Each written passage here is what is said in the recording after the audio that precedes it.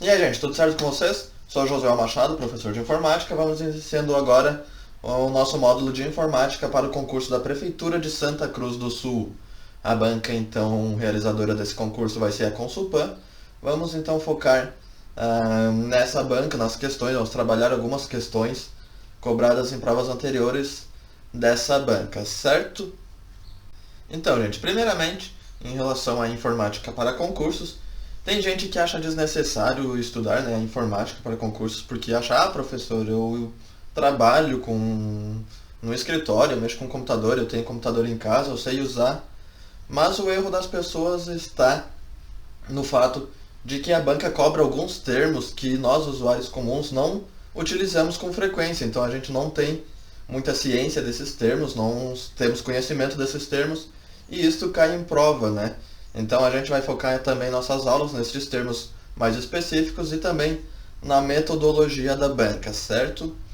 Vamos iniciando então aqui, principalmente, o que é um computador, gente? Segundo o dicionário online de português, é uma máquina eletrônica de processamento de dados programada para que, com a intervenção humana, consiga realizar operações complexas, PC.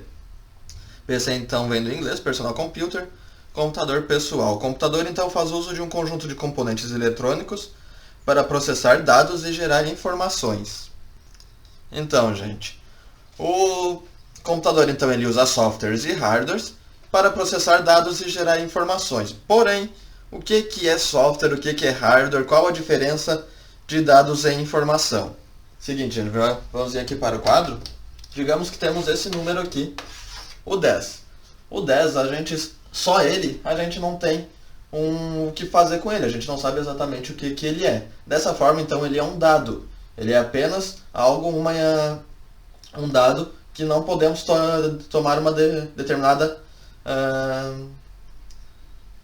escolha, certo? Uma tomada de decisão, certo? Mas, se eu colocar isso, então, temos uma informação, sabemos então 10 graus Celsius, temos então a informação de que está frio, podemos tomar uma decisão, podemos colocar uma roupa comprida, certo? Então, dados é algo que não tem significado e a informação é o tratamento dos dados para que possamos então tomar decisões.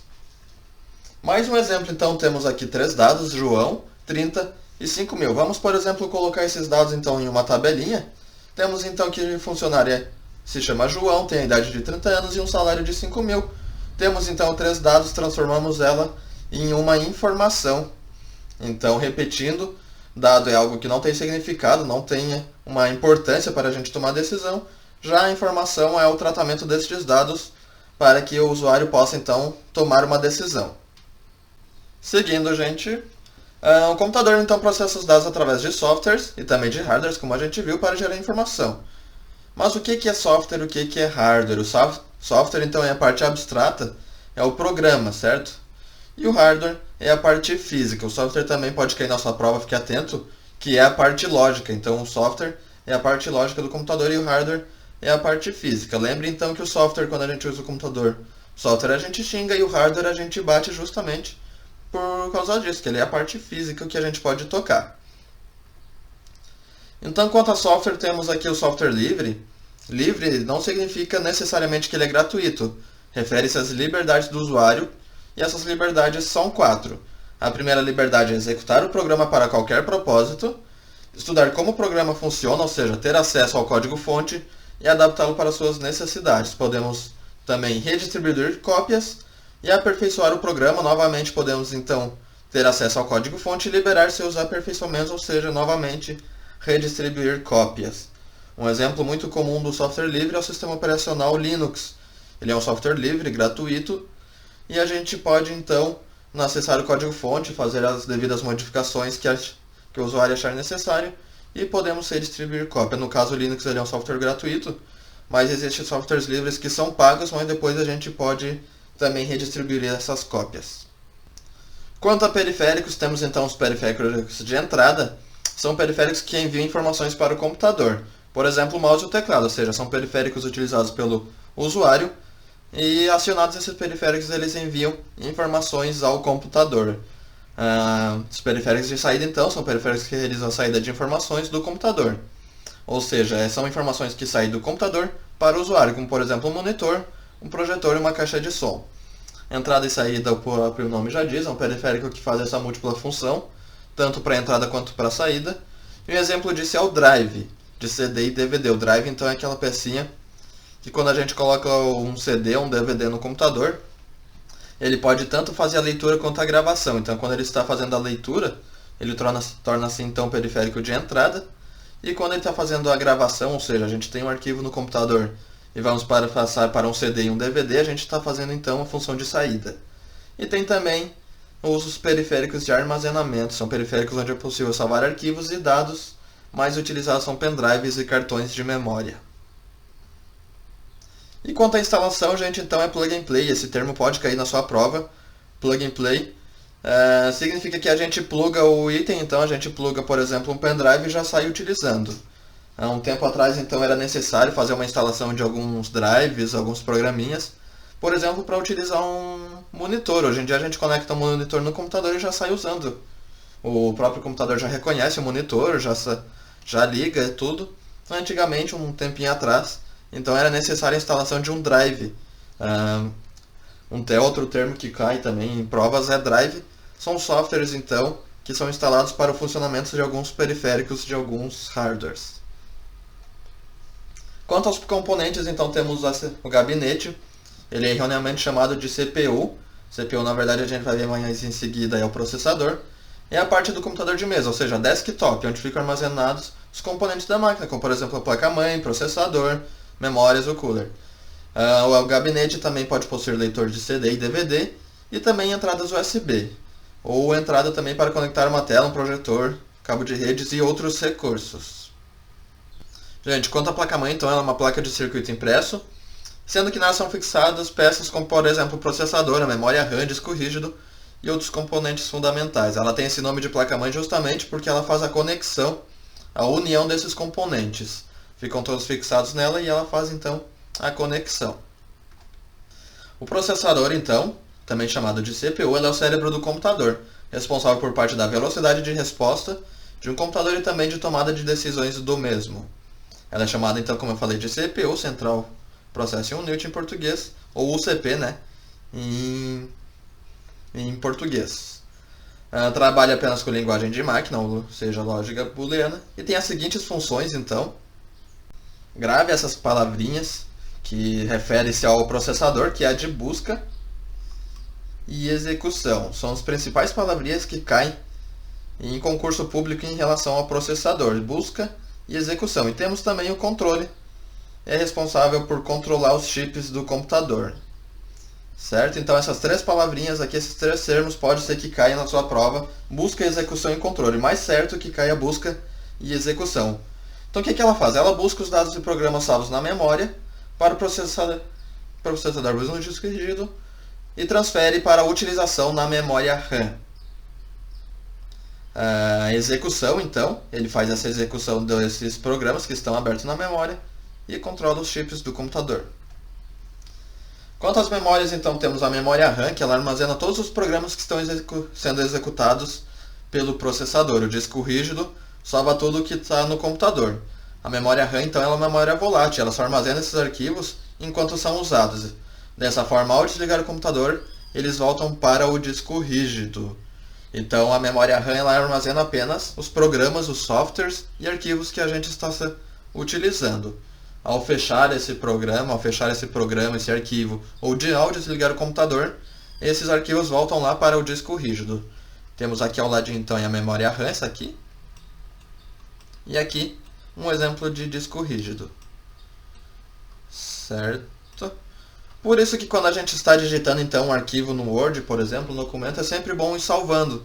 Porque caso ocorra algum desligamento, alguma coisa, a gente perde essas informações que a gente estava digitando. Uma metáfora interessante para te aprender sobre as memórias, certo? É essa metáfora da biblioteca. A gente imagina então que na biblioteca temos as prateleiras, os armários e uma mesa, né, onde a gente pode ler os livros. Dessa forma, então, essas prateleiras seriam o HD. Afinal, tudo que a gente não está utilizando, a gente deixa lá no HD. E a memória RAM, então, seria a mesa, já que a gente pega um livro e vai para a mesa ler, né? Seria a memória RAM. E aqui está também o processador, ele está fazendo essa busca. Por exemplo, para o usuário, né? Fazendo uma busca. E aqui o usuário lendo, então, esse arquivo, este programa. Então lembre bem para a sua prova, a memória RAM ela é uma memória volátil e ela armazena apenas os dados que estão, as informações que estão sendo executadas. E o HD, ele salva então o restante dos arquivos do computador. Temos também o SSD, ele é um tipo de memória e armazena dados em células de memória flash, as mesmas presentes em smartphones e tablets. As vantagens temos então como a velocidade, as velocidades médias de escrita e gravação são bem mais altas que a de um HD, isso é conteúdo que pode cair na prova. Isso quer dizer então, a gente vai salvar um arquivo, para a gente salvar um arquivo ela é bem mais rápido em um SSD do que no HD. A mesma coisa serve para quando a gente vai abrir um arquivo. Quando a nossa memória é um SSD, o processador tem uma resposta então mais rápida ao acesso desse arquivo do que no HD. E a resistência, ele não tem partes móveis, então o SSD é menos propenso a danos de manuseio do que o HD. Essas partes móveis, por exemplo, aqui, ó, aqui temos um HD e temos aqui então que temos partes móveis ao redor, né? Algumas pecinhas, isso aqui se movimenta, então quando a gente vai movimentar isso aqui, pode ser que haja algum dano. Já o HD, ele é mais inteirinho aqui, tem menos peças, então conforme o manuseio, ele é menos propenso a danos. Galera, a gente utilizou então lá como metáfora a biblioteca, certo? As estantes, a mesa, e da mesma forma que as estantes e mesas, a memória RAM, o disco rígido, eles também possuem espaço para armazenamento. Como vemos aqui então os termos mais comuns que pode cair nessa prova, ele vai de byte até terabyte. E quando a gente vai fazer a conversão então dessas unidades de medida, como a gente pode ver então, por exemplo, de 1 byte para terabyte, para fazer essa conversão, a gente divide, a seta aqui está apontando para baixo, e quando a gente vai fazer o contrário, por exemplo, de terabyte para byte, a seta aqui está mostrando que a gente vai então multiplicar, como por exemplo, este aqui. Vamos ajudar aqui a Nazaré, né, a calcular. 2 terabytes, por exemplo, possui quantos gigabyte? Então, terabyte, ele está aqui, certo?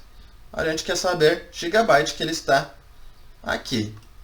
Então, a gente vai multiplicar conforme a seta está nos mostrando. 2 multiplicado por 1024 aqui, ó. Esse é o número que a gente vai trabalhar, 1024. Então, dá 2048 gigabytes. Quer dizer então que 2 terabytes possui 2048 gigabytes, certo? Próximo exemplo agora, a Nazaré mudou de lado e a gente vai mudar também de lado a nossa seta. Por exemplo, 500 gigabytes possui quantos terabytes? Aqui é o gigabyte, certo? E o terabyte está aqui, a gente vai fazer o contrário, a gente vai dividir. Então, 500 dividido por 1024 é 0,488. Ou seja, gente, quer dizer que 500 GB possui 0,488 terabyte. Gente, nessa questão aqui para sua prova, a gente tem um porém. Qual é? Aqui na nossa aula, então, no meu material que eu disponibilizei para vocês, eu falei, por exemplo, que 1 kilobyte, por exemplo, 1 megabyte, no melhor, né? Se possui 1024 kilobytes, certo? Então temos 1 mega igual a 1024 kbytes, certo? Porém, a indústria ela não utiliza esse termo esse númerozinho de 1024. Vamos melhorar aqui então, 1024 1 kbyte, então possui 1024 bytes, certo? A gente tem aqui o númerozinho, essa letrinha o K, ele representa 1000, certo? Tecnicamente, então, 1 kbytes ele tem 1024, porém a indústria ele não utiliza esse número de 1024. Ele utiliza para facilitar a indústria, certo? Para facilitar usuários e tal, e o comércio.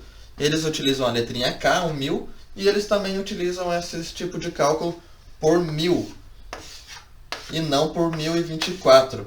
Então na tua prova, quando tu for resolver uma questão, dificilmente a questão vai tratar puramente dessa conversão. Não vai tratar de um periférico, vai tratar de um pendrive, de um CD, um cartão de memória. Então quando a gente está falando desses periféricos, a gente se trata de indústria. E quando a gente está falando de indústria, utilizamos então o K, o mega. O mega também significa 1000, certo? Então ao invés de ser 1024 KB, temos então 1000 KB em 1 mega, certo? Então quando se trata disso, desses periféricos, quando se trata de indústria, a gente não vai fazer com 1024, a gente vai fazer com 1000 aqui, com 1000, certo? Além de facilitar a questão, como por exemplo aqui no nosso exemplo, 500 GB, a gente vai multiplicar, dividir no caso por 1000, não vai ser 0,488, vai ser 0,5. Quer dizer então que 500 GB possui meio terabyte, 0,5 terabyte. Então, além de facilitar o nosso cálculo durante a prova, certo? Vamos seguindo aqui quanto aos componentes de um computador. Temos então o chipset, um dos componentes indispensáveis. Ficam junto à placa-mãe. Ele é um conjunto de circuitos incorporados, trabalham simultaneamente. Ele divide-se então, lembre disso, pode ser que caia na sua prova, em polo norte. O polo norte então faz a comunicação entre o processador e a memória RAM. E o polo sul, que ele controla então os periféricos e baixa velocidade. O chipset ainda é responsável por definir configurações de memória, como por exemplo armazenamento, frequência e também as configurações de processador. Então, gente, enquanto a gente vai usando um computador, é possível então que as peças desse computador elas se esquentem, certo? Então, para isso, faça o uso de um dissipador. Existem então dois tipos de dissipador. O menos comum, que é o dissipador passivo, ele não possui ventoinhas, é esse aqui do lado. Ele não possui ventoinhas e por isso não tem tanta capacidade de refrigerar uma máquina, com grande tendência de esquentar. Já o dissipador ativo, que é esse aqui do ladinho, já ele possui ventoinha e também é chamado de cooler. Dessa forma, então, quando ele tem essas ventoinhas, consequentemente atendem uma maior área dentro do gabinete, dispersando melhor o ar quente dentro do mesmo. Então, os dissipadores geralmente eles estão em cima do processador e entre o dissipador e o processador temos então uma pasta que ela se chama pasta térmica. O dissipador sozinho ele não consegue espalhar essa temperatura uniformemente. Para isso existe essa pasta térmica. Então o dissipador ele vai resfriar essa pasta térmica e essa pasta vai ser responsável então por distribuir essa temperatura de uma forma uniforme. Então, temos aqui a fonte de alimentação, serve para fornecer energias para os componentes do computador. E para isso ela então transforma a corrente alternada, que é a corrente que sai das tomadas, em corrente contínua, ou seja, sai das tomadas uma corrente alternada que ela tem uns picos. A função da fonte então, além de fornecer energia, é também transformar isso em uma corrente contínua. A gente vai falar um pouco mais. Outro aparelho que tem essa função são os estabilizadores. Eu separei uma questãozinha de prova sobre os estabilizadores e eu vou para a próxima aula e eu vou explicar melhor a diferença entre a fonte e o estabilizador para fixar bem o conteúdo para ti. Vamos seguindo então, temos aqui a placa de som e a placa de vídeo. A placa de som ela envia e recebe sinais sonoros entre um equipamento de som e o computador. A função dela então é converter esses sinais com o mínimo de qualidade, além de realizar gravações e edições. A placa de vídeo faz o mesmo, né? Porém com vídeos. Então ela realiza essas transações de sinais entre o computador e a tela ou um projetor, se for o caso. Em computadores de baixo custo, a placa de vídeo fica incorporada à placa-mãe e não possui uma memória própria. Então isso torna o acesso um pouco lento, essas transações. E computadores que são utilizados especificamente para jogos ou programas de gráfico de alto nível necessitam de uma placa de vídeo específica e também de uma memória para ela. Quando ela tem uma memória apenas para si, o tempo de resposta então é mais rápido. Agora, gente, vamos falar então de impressora, começando aqui pela mais comum, que é a jato de tinta.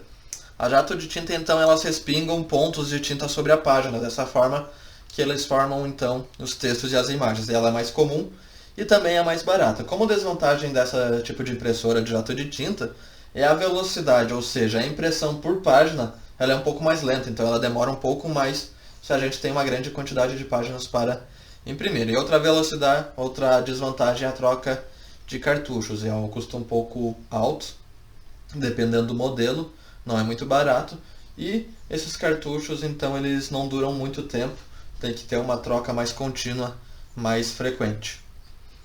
Seguindo então, impressora laser, também é chamada de monocromática. Elas utilizam então toner, é uma substância fina em pó, e ela imprime preto e branco ou colorido. O colorido ele custa mais caro, então é mais comum essa preto e branco.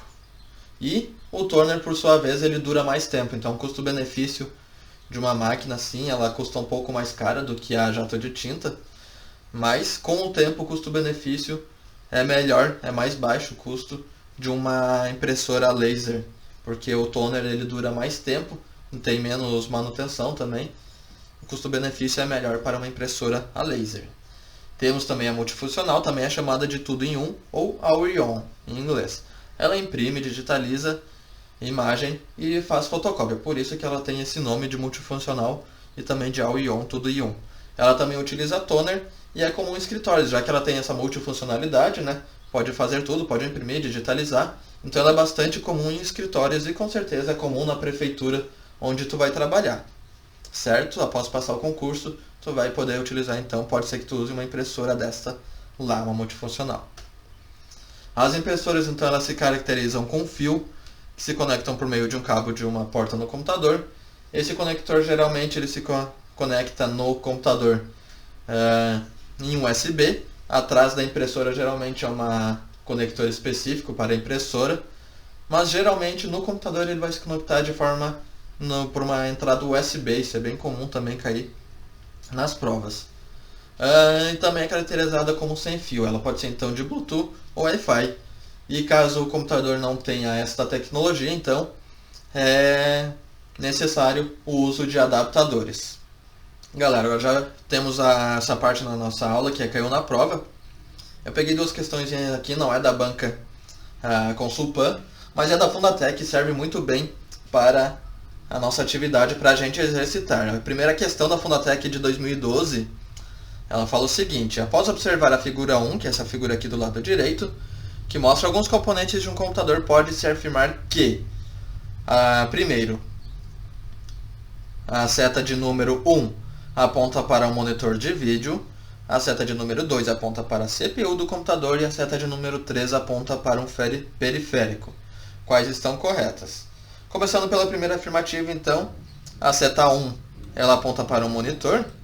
Correto, ela está apontando sim para um monitor, aqui. 2, ela aponta para a CPU do computador, essa seta aqui ela está apontando para a CPU. Lembra o que eu falei lá no meio da aula, mais ou menos, no meio do vídeo? Isso aqui não é uma CPU, isso aqui é um gabinete, certo? CPU processador. E aqui está um pega-ratãozinho da banca que a Fundatec cobrou e a Consulpan pode também cobrar. A Consulpan, pelo que eu analisei, ela é bem direta em algumas questões assim. Não tem essa coisa de detalhezinho. É mais comum umas questões bem diretas, mas pode também cair alguns pega-ratãozinho. É bom ficar bem atento nas questões. E a seta de número 3, ela aponta para um periférico. A seta de número 3 está aqui. Ela está apontando para um periférico? Sim, ela está apontando para o teclado. É um periférico. Está correto, então, as afirmativas 1 e 3. Próxima questão, galera. Segunda questão também da Fundatec em 2014 pela Cefaz. Então a questão baseia-se na figura 1. Está aqui a figura 1. Mostra uma impressora devidamente conectada a um computador por meio de um cabo físico que está imprimindo normalmente. Na figura 1, a seta número 2 aponta para um computador do tipo, temos aqui a seta número 2, handheld, palm top, notebook, mainframe ou desktop. Então, como a gente viu, né, este gabinete aqui ele é utilizado em computadores desktop. Então, a alternativa correta nessa questão é a alternativa E, desktop. Então, palm top ele é um tipo de tablet, certo? O notebook ele é um computador móvel. E o mainframe, na verdade, são grandes computadores utilizados para salvar muitos dados, geralmente em empresas muito grandes. Galera, encerramos nossa primeira aula aqui. A próxima aula, então, a gente vai ver questões sobre noções de informática dessa banca Consulpan. Tá aqui na tela, então, para te conferir primeiro aqui o nosso Instagram. Acesse o nosso blog, a gente fala um pouco lá, então, de informais, de informática para concursos. E temos também o nosso e-mail. Então, se tu ficou com dúvida aqui, tem alguma dúvida durante a nossa aula, manda então o nosso e-mail aqui, aulasinfohouse@gmail.com.